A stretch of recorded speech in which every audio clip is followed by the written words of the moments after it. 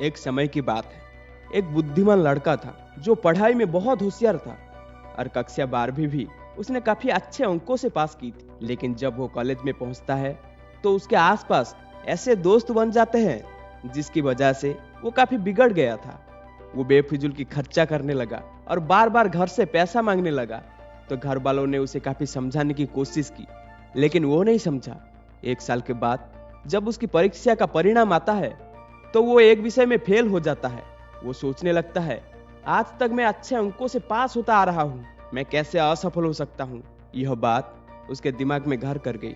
फिर वो अपने कमरे में बंद हो गया और किसी से बात करने के साथ साथ बाहर आना जाना बंद कर दिया। इस प्रकार वो धीरे धीरे डिप्रेशन का शिकार हो गया। उसे लगने लगा अब सब कुछ खत्म हो जाएगा। जब उसके डिप्रेशन की बात उसके पिछले स्कूल के प्रिंसिपल को पता लगी तो उन्होंने उसे अपने पास बुलाया। वो लड़का वहां गया। उसने देखा कि प्रिंसिपल एक सिगड़ी पर अपना हाथ तपा रहे थे। वो उनके पास जाकर बैठ गया।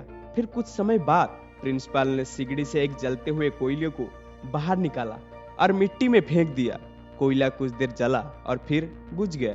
उस लड़के ने प्रिंसिपल से पूछा, सर ये आपने क्या किया? यह कोयला सिगड़ी में जल रहा था, हमें ताप दे रहा था, उसे आपने बर्बाद कर दिया। आपने ऐसा क्यों किया? प्रिंसिपल ने कहा, चलो इसको फिर से जला देते हैं।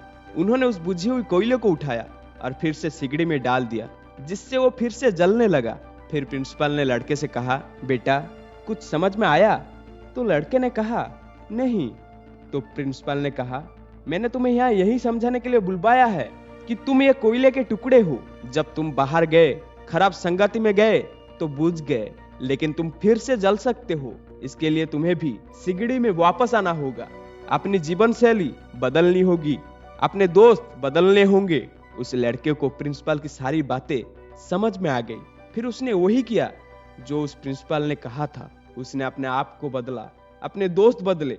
इस प्रकार उसका पूरा जीवन बदल गया। जीवन चलता रहता है।